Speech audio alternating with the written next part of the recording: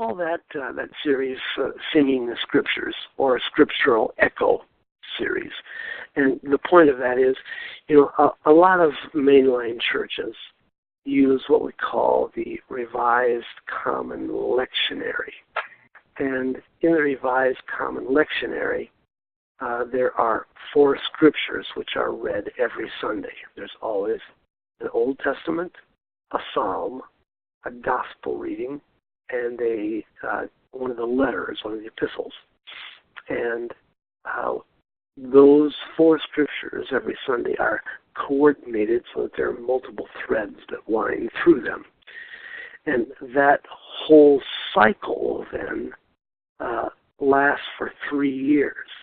And when a church follows that cycle of scripture readings through, it does a couple of things. One, it assures that the major concepts that are laid forth in Scripture and the great sacred stories that we've received from Scripture are all addressed for the congregation.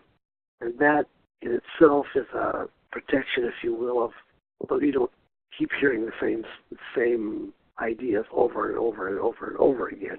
Some churches can get a bit in a rut where it's just a basic salvation message, eternally. But the scriptures are so much more vast than that.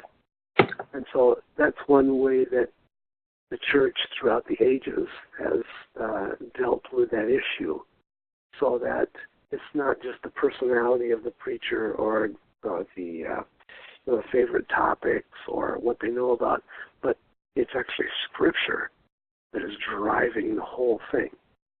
That's one lectionary. There's another lectionary called the Narrative Lectionary, which is a 4-year cycle, which does basically the same thing with a different approach based on the great sacred stories of Scripture.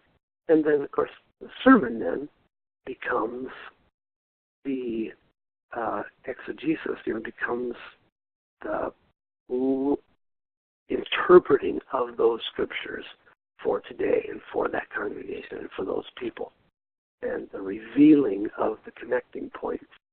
And so what I do in music is I will take those specified scriptures for each Sunday and will write a piece of music which then helps the congregation carry those scriptural messages in song coming out of their own mouths or through special music or choral music, so that the sermon and the scripture readings keep playing themselves back to everybody in the congregation all week long, because there'll be some phrase, they'll continue to sing. You'll have when you go to church, sometimes there'll be a song that will just grab your heart, and you'll kind of sing fragments of that all week long. Well, what that is carrying the central points of the teaching of that week.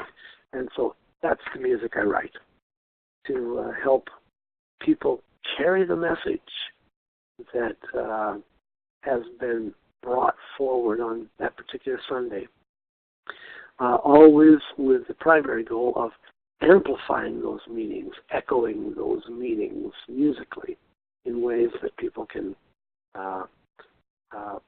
make them part of their own life.